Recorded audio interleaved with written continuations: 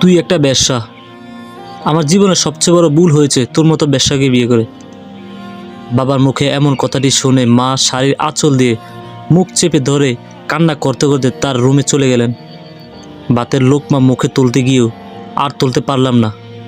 সব কিছু সহ্য করতে পারলেও নিজের মাকে এমন গালি দিলে এটা তো সহ্য করা যায় না। আমার এতটুকু হাত দিয়েই বাবার গলা খপ করে জোর করে চেপে ধরলাম। দূর, কাকে বাবা বলছি, ও তো একটা হিংস্র জানোয়ার। চেপে ধরে বললাম, আজ তোরে মেরেই ফেলবো।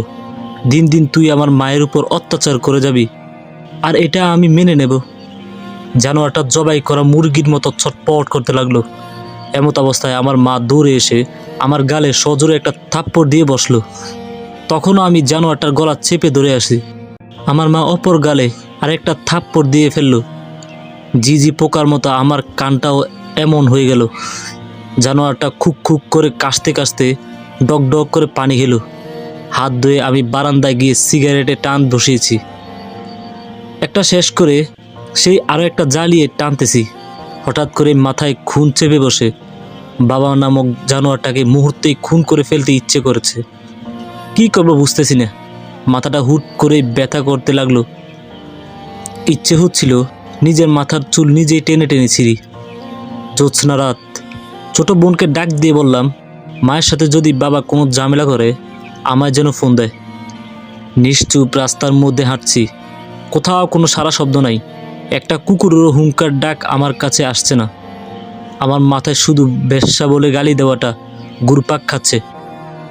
কানে বারবার এই গালিটা বেজে ওঠে। সেই ছোটবেলা থেকে শুনে আসছি আমার বাবা নাকি আমার মাকে ভালোবেসে বিয়ে করেছিলেন। তারা নাকি একে অপরকে ভালোবাসতেন। আগে মায়ের সাথে কেমন ব্যবহার করতেন তা আমার জানা নেই, কিন্তু আমার বয়স যখন 5 কি 6 বছর, তখন মাঝে মাঝে বাবাকে দেখতাম মায়ের সাথে খুব বাজে বিহেভ করতো। মাঝে মাঝে দেখতাম আমার মায়ের কাজের কোনো ত্রুটি হলে চর থাপ্পড় দিয়ে বসতেন। আমার ছোট বোন নীরা, ও আমার থেকে 7 বছরের ছোট। আমি যখন আমার বাসায় থাকতাম না, তখন নীরা আমাকে মাঝে মাঝে বলতো বাবা নাকি মায়ের গায়ে অনেক হাত তুলতেন, মারধর করতেন। কিন্তু দিন দিন এই মায়ের শরীরে হাত তোলা, বিচ্ছিরিভাবে গালাগালি শোনা কত দিন দেখব। আমার বোনটি ক্লাস 8-এ পড়ে, আর আমি এইবার অনার্স ফাইনাল ইয়ার দিলাম। আমরা 2 ভাই বোন এতটা বড় হয়েছি, তারপরও বাবা আমাদের সামনে আমার মাকে গালাগালি করে। কিন্তু আজকের গালিটা আমার খুব লাগলো। আসলে সেই ছোটবেলা থেকে দেখে আসছি আমার মা খুব অসহায়। আমাদের নানার বাড়ি কোথায় তা আমরা ঠিক জানি না। কে আমাদের নানা, কে আমাদের মামা, এসব কিছুই জানি না। ঠিক 1 মাস আগে আমার বাবা নাকি আমার মাকে মেরেছিল। তখন আমি বাসায় ছিলাম না, আমি ভার্সিটিতে ছিলাম।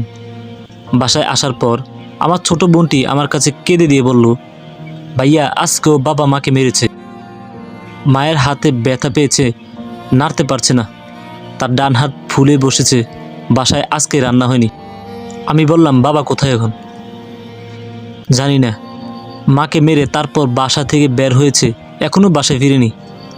সেদিন রাতে আমরা সবাই না খেয়ে ঘুমিয়ে পড়েছিলাম, কিন্তু মা হাতের ব্যথায় কাতরাতে থাকলেন। বাবা সেদিন আর বাসায় ফিরেননি। পরদিন ভোরে মাকে নিয়ে আমরা ডাক্তারের কাছে যাই। গিয়ে চেক আপ করে দেখি মায়ের হাতে ফাটল ধরেছে। ডাক্তার ট্রিটমেন্ট করে আমার মায়ের হাতে ব্যান্ডেজ করে দেয়। পরের দিন বাবা বাসায় ফিরে এসে দেখে মায়ের হাতে ব্যান্ডেজ। তারপরেও লোকটা একটাবার জিজ্ঞেস করলো না তার হাতে কি হয়েছে। 15-20 দিনের মতো আমার মা হাত পা নাড়াচাড়া করতে পারেনি। আমার ছোট বোনটা সংসারের সব কাজ করেছিল। বাবা অফিস থেকে বাসায় এসে চুপচাপ খেয়ে আবার বাসা থেকে বের হয়ে যেতেন, আর গভীর রাতে বাসায় ফিরতেন। আমাদের কারোর সাথে কোনো কথাবার্তা বলতেন না। এই তো 4-5 দিন আগে আমি বাবাকে জিজ্ঞেস করেছিলাম ডাইনিং টেবিলে বসে, বাবা আমাদের 2 ভাই বোনের খুব আপন তো আপনি আর মা, তাই না? দিন দিন মায়ের উপর অত্যাচার করতেছেন, এটা কি ঠিক? আমরা এখন আর কত দেখব? সেদিন আমার কথায় বাবা জবাব দিতে পারেনি। আমি শুধু তাকে বলেছিলাম সেজন্য আমার মায়ের উপর আর কোনো অত্যাচার না করে।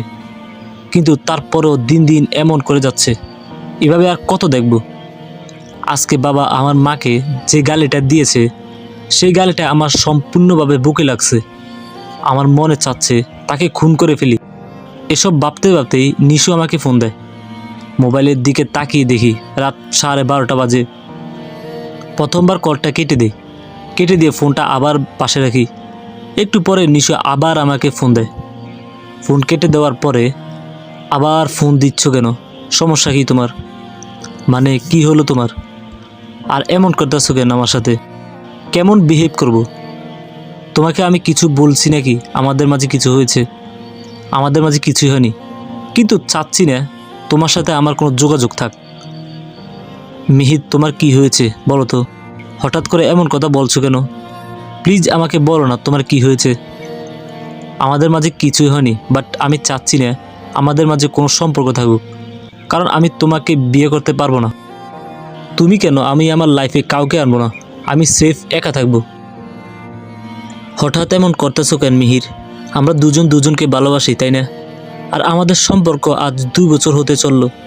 প্লিজ আমাকে বিরক্ত করো না, আমাকে একটু একা থাকতে দাও। আমি নিতে পারছি না নিশু। বৈবাহিক জীবনে যতটা কষ্ট তা আমি আমার মাকে না দেখলে বুঝতে পারতাম না। নিশু বলল, আচ্ছা তোমার মন মানসিকতা ভালো হলে আমাকে জানিও, বা আমাকে একটু কল দিও। আজকে সারাদিন তো আমাদের তেমন কথা হলো না। এখন ফোন দিলাম কিন্তু এখন বলতে চাইতেছো না। আমি তোমার জন্য অপেক্ষা করব, ফোন দিও আমায়। নিশুর ফোনটি কেটে দিয়ে চুপচাপ করে বসে থাকলাম। সিগারেটের প্যাকেট থেকে সিগারেট জ্বালাতে জ্বালাতে বাসায় ফিরলাম। বাসায় ফিরে দেখি রাত 1টা বেজে গেছে। আমার মা এখন আমার অপেক্ষায় বসে আছে। আমি বাসায় ফিরতেই মা বলল, আজকে তুই তোর বাবার সাথে এমন করলি কেন বাবা? তুই তো সেই ছোটবেলা থেকে দেখে আসছিস তোর বাবা কেমন। এটা তো নতুন কিছু না, তাই বলে তুই তাকে খুন করতে চাইবি? হ্যাঁ, আমি জানোয়ারটাকে খুন করে ফেলবো। আর দিন দিন কত এমন দেখবো, আর কত তুমি অত্যাচার সহ্য করবে। আমি সব কিছু সহ্য করতে পারবো, কিন্তু তুই আর তোর বাবার সাথে এমন বিহেভ করিস না।